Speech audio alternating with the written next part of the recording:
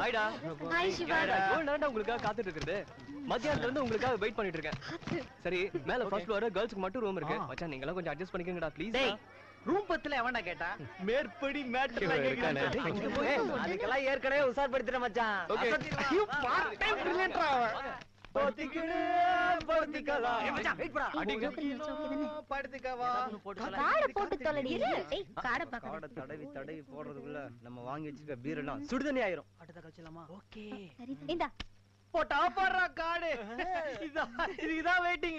முஜிபாச்சி முஜிபாச்சி. முடியலடா. முஜிபாச்சி. ஏய் இது side wrong show. Wrong. Right. இல்ல ராங். இல்ல. ஆமா. இல்ல. ஆமா. இல்லப்பா. ஆமா எஸ் அழைக்கிறார் முஜிபாச்சி. சரி சரி சரி. எல்லாரும் சாப்பிட்டு வாக்கு போலாமா? நாடி. அப்ப போலாமே. சாப்பிட்டு சாப்பிடலாம்டா. அதுடா சாப்பிட்டு சாப்பிடலாம். எல்லாம் உங்க அப்பா கத்து கொடுத்த பாடம் டேய் எங்க அப்பா பத்தி பேசினா அவ்வளவுதான். என்ன பண்ணு? குத்துவேன். விடுங்கப்பா, மேட்ருக்கு வரத விட்டு என்னென்னமோ பேசிட்டு பொங்கி வரும் காவேரியப்பா. குடும்பத்தோட குடிச்சு எவ்வளவு நாள் ஆச்சுடா. மச்சி இன்னைக்காவது குடுறா.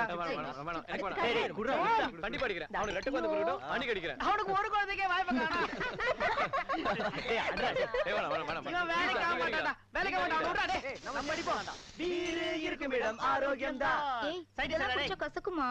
சீச்சி யார் சொன்னது? சும்மா கசக்குற மாதிரி ஒரு ஃபீல். இத குடிச்சா தலையெல்லாம் சுத்தாது? காலகாத்தால அது குடிக்கிறா இவனுக்கு என்ன தலைய சுத்துது? இத குடிச்சா தப்பில்லையே. தப்பே கிடையாது. ஸ்வேதா அப்பா எவ்வளவு பெரிய ஆளு. எல்லாம் சொல்லையுமா இருந்துட்டு கோட்டர் கையுமா அலையல. அப்ப பொண்ணு குடிச்சா தப்பே இல்லையா? டேய் என்ன சொன்னா பாத்தியா? பாயிண்ட் புடி புடி புடி. டிஸ்டர்ப் பண்ணாதீங்க. இவள டிஸ்டர்ப் பண்ணாதீங்க. ஸ்வேதா இவள ரூம் கூட்டி போங்க. ரூமுக்குலாம் வேண்டாம். நீங்க தானே சொன்னீங்க பொண்ணுங்க குடிச்சா தப்பு இல்லன்னு.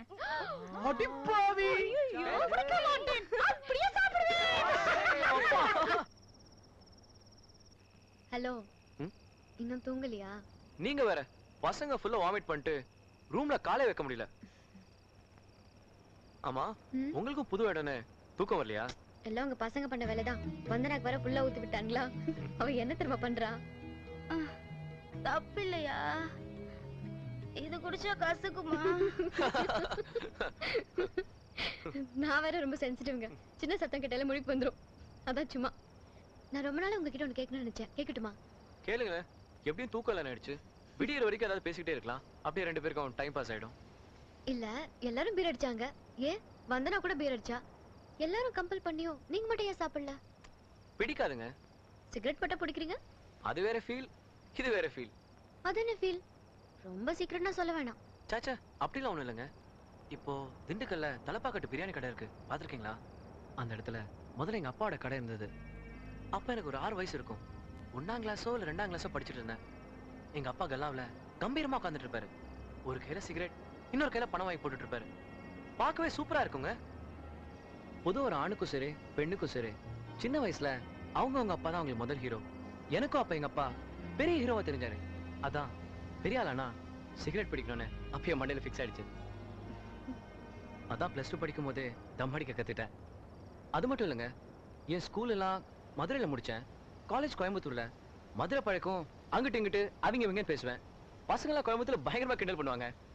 அதனால தான் அவங்க முன்னாடி சும்மா பந்தா இருக்கட்டுமே சிகரெட் அடிக்கிறது கண்டினியூ பண்ணிக்கிட்டேன். தம் அடிக்கிற விஷயத்துல மட்டும் தான் அப்பாவை ஃபாலோ பண்ணுவீங்களா இல்ல பிரியாணி கடை வைக்கிறதுலயுமா? ஏங்க அது எப்படிங்க எம்சிஏ முடிச்சதெல்லாம்? உங்க ஆசை என்ன?